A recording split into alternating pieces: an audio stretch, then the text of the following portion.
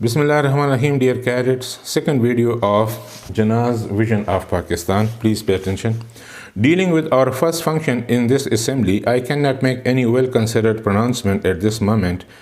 Dealing with our first function in this assembly, हमारा जो पहला काम है इस assembly में जिससे हमारा काम है, I cannot make any well-considered pronouncement at this moment. मैं इस लम्हे कोई बहुत अहम ऐलान नहीं कर सकता, but I shall say a few things as they occur to me. लेकिन कुछ चीज़ों का तस्करा मैं ज़रूर करूँगा जो मुझे वाक़या हुए हैं. The first and the foremost thing that I would like to emphasize is this.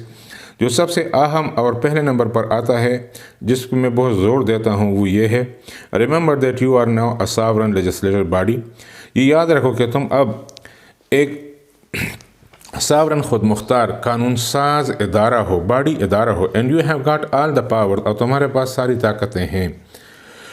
It therefore places on you the gravest responsibility as to how you should take your decision. It therefore, इसीलिए ये जो है places on the gravest responsibility, ये तुम पे सबसे ज़्यादा serious जिम्मेदारी डालता है, gravest serious, as to how you should take your decisions, कि तुम अपने फैसले किस तरह करोगे. The first observation that I would like to make is this. सबसे पहला पॉइंट observation जिसको मेरे जहन में है, observation वैसे कहते हैं तनकीद या मुशाहिदा. जो मेरा सबसे पहला मुशाहिदा है वो ये है, You will no doubt agree with me, बेशक तुम मेरे साथ इस बात पर राज़ी होंगे, that the first duty of government is to maintain law and order, कि हुकूमत का पहला काम जो है वो कानून की बालादस्ती है या कानून की बालादस्ती को कायम रखना है. So that the life, property and religious beliefs of its subjects are fully protected by the state, ताकि लाइफ, प्रॉपर्टी, ज़िंदगी और प्रॉपर्टी, माल दौलत, एंड रिलीजियस बिलीफ और मजहबी अकीदे, इस सारे राय के जो हैं वो उनको तहफ़्फ़ुज़ दी जाए. प्रोटेक्टेड बाय द स्टेट यानी जो हुकूमत है वो उसको तहफ़्फ़ुज़ दें.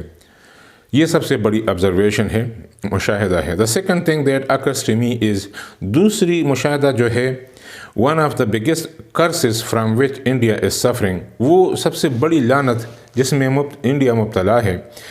आई do not say that other countries are free from it, मेरा ये मतलब हरगिज़ नहीं है कि बाकी ममालिक में ये नहीं है, but I think our condition is much worse, लेकिन मेरा ख्याल है कि हमारी हालत इससे भी ज़्यादा बदतर है.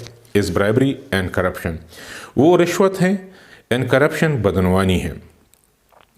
That really is a poison, यकीनन ये जहर है. We must put that down with an iron hand. Iron hand मुहावरा है सख्ती से, इसका मतलब है सख्ती से, हमें सख्ती से इसको ख़त्म करना है. पुट डाउन मीन ख़त्म कर देना है.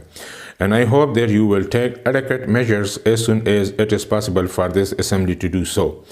And I hope, और मुझे उम्मीद है, that you will take adequate measures, कि तुम मुनासिब इक़दामात करोगे. Adequate measures, मुनासिब इक़दामात, as soon as it is possible, जितनी जल्दी हो सके, for this assembly to do so, इस assembly के लिए जितनी जल्दी हो सके कि ये इसके लिए कुछ इक़दामात करें. The next thing that strike me is this. इसके अलावा जो चीज़ मुझे परेशान करती हैं, स्ट्राइक्स में परेशान करती है, वो ये है, here again it is legacy which has been passed on to अस.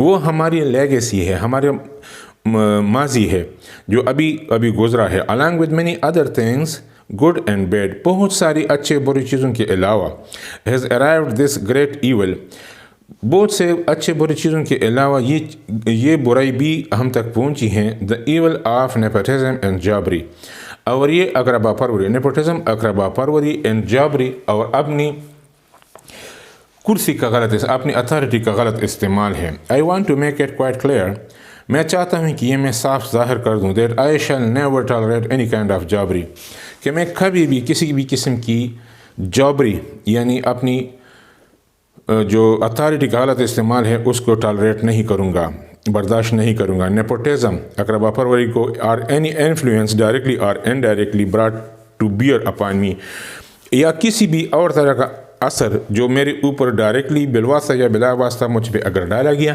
तो मैं उसको बर्दाश्त नहीं करूँगा.